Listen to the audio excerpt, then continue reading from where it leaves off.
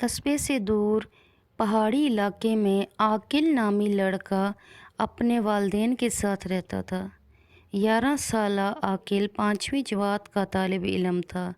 इसके वालिद पहाड़ों को तोड़ तोड़ कर पत्थर मुल्क के मुख्तलिफ हिस्सों में भेजने वाले ठेकेदार के साथ काम किया करते थे और अम्मी सिलाई कढ़ाई करती और यूं इनकी गुजर बसर हो जाती।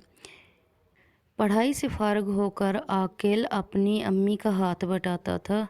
वो सिलाई और कढ़ाई किए हुए कपड़े माँ के बताए हुए एड्रेस पर पहुंचा देता। इनकी अम्मी को बाहर भी ना जाना पड़ता और वक्त की भी बहुत बचत हो जाती। जो सामान माँ को चाहिए होता वो बाहर से भी ख़रीद लाता। एक रोज़ उसे किसी खातून के कपड़े देने जाना पड़ा जिनका घर काफ़ी दूर था। जब वो कपड़े देकर वापसी के लिए मुड़ा तो शाम होने वाली थी। ना हमवार सुनसान पहाड़ी रास्ते पर जब वो चला आ रहा था तो उसे रास्ते में किसी के दर्द से करहाने की आवाज़ आई। उसे महसूस हुआ कि आवाज़ बड़े पत्थर के करीब से आ रही है।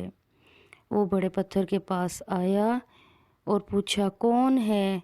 पहुंचा तो वहां अपने बराबर एक बहुत खूबसूरत बच्चे को देखा जो अपना पैर पकड़े करहा रहा था।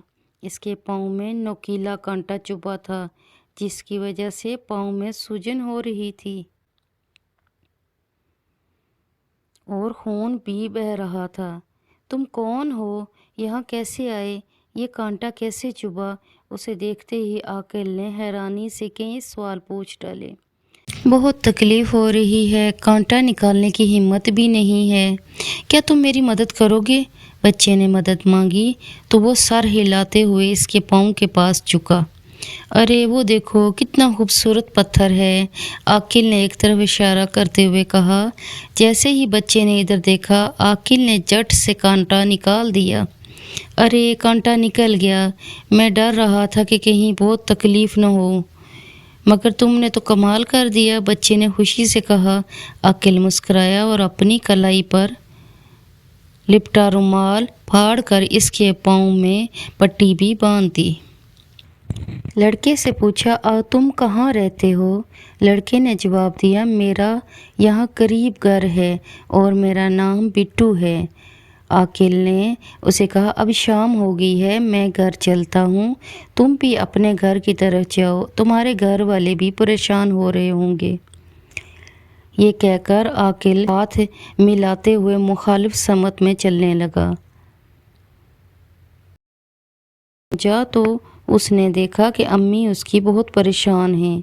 उन्होंने देर से आने की वजह पूछी तो आकिल ने सब सच सच बता दिया, जिस पर अम्मी ने उसे शाबाश दी। आकिल के अब्बू रात में थके हारे घर आए तो बहुत परेशान थे। बीवी के पूछने पर बोले, ठेकेदार आम पत्थर बेचने की आड़ में गैर कानूनी तौर पर कीमती पत्थर स्मगल करता था और वो पकड़ा गया। काम का सिलसिला बंद हो गया। अब पता नहीं घर का खर्चा कैसे चलेगा। दिन गुजरते गए, सिलाई कढ़ाई से जमा की हुई पूंजी ख़त्म हो चुकी थी।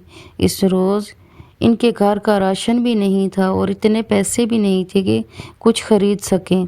आकिल की अम्मी ने उसे कढ़ाई वाला कुर्ता दिया, इन्हीं खातून के घर दे आओ ताकि पैसे मिलें, इससे खाने का बंदोबस्त हो सके।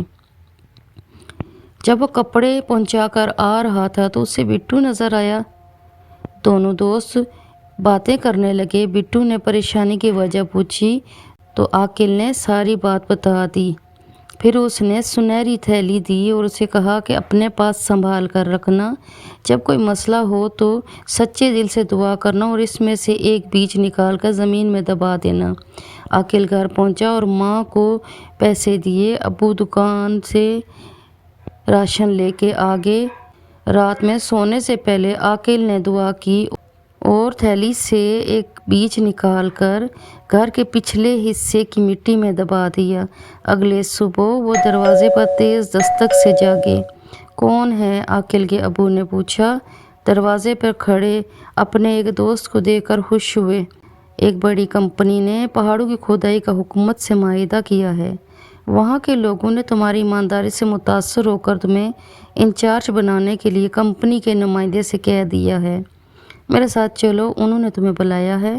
دوست کے بتانے پر عاقل کے ابو خوش ہو گئے اور اس کے ساتھ چلے گئے، اور اس کی ماں بھی بہت خوش ہوئی۔ عاقل بھاگ کر گھر کے پچھلے حصے میں گیا۔ وہاں ایک چھوٹا سا پودا لہراتا ہوا دیکھ کر حیران رہ گیا۔ اس روز اس نے دعا مانگی کہ ماں کے کام میں برکت ہو، پھر ایک بیج بو دیا۔ اگلے روز اس بیج میں سے بھی پودا نکل آیا۔ عاقل جب بھی کپڑے دینے پہاڑی پر جاتا تو واپسی پر ضرور رکتا جہاں بٹو سے ملاقات ہوئی تھی، مگر بٹو نہ ملا۔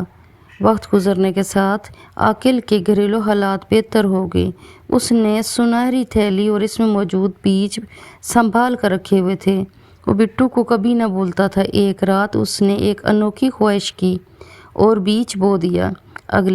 اگلے روز اپنے گھر میں بٹو اور اس کے ساتھ ایک بہت خوبصورت عورت کو دیکھ کر بہت خوش ہوا اور بھاگ کر اس کے پاس گیا۔ تم کہاں کھو گئے تھے بٹو؟ اتنے مہینے گزر گئے مگر تم سے ملاقات نہیں ہوئی۔ ہم یہاں سے چلے گئے تھے۔ بٹو مسکرایا۔ کہاں چلے گئے تھے؟ بتایا کیوں نہیں؟ تمہاری نیکی اور رحم دلی سے متاثر ہو کر بٹو تمہارا دوست بنا اور تمہیں جادوئی سنہری تھیلی اور بیج دیے۔ ہم انسان دوست ہیں مگر عام انسانوں کے سامنے نہیں آتے۔ اس وقت تمہاری خواہش پر ہمیں تم سے ملنے آنا پڑا، خاتون نے کہا۔ تو وہ سب چونکے۔ امی ٹھیک کہہ رہی ہیں، تم محنتی، اچھے اور رحم دل انسان ہو۔ تم نے میری مدد کی اور میں نے تمہاری۔ اگر تم ایسی خواہش کرتے جو بری ہوتی تو پودا نہ اگتا اور نہ کبھی خواہش پوری ہوتی۔ تمہاری خواہش کا احترام کرتے ہوئے ہم تم سے ملنے پرستان سے آئے ہیں۔ تو کیا آپ عاقل نے ہکلاتے ہوئے کہا۔ ہاں، ہم انسان نہیں، میں پری زادہ ہوں اور یہ میری امی ملکہ ہیں۔ ان کی بات سن کر عاقل حیران ہو گیا۔ اب ہمیں جانا ہوگا۔ ہمیشہ اچھے کام کرنا، جھوٹ سے بچنا اور دوسروں کی مدد کرتے رہنا، ورنہ سنہری تھیلی اور بیج غائب ہو جائیں گے۔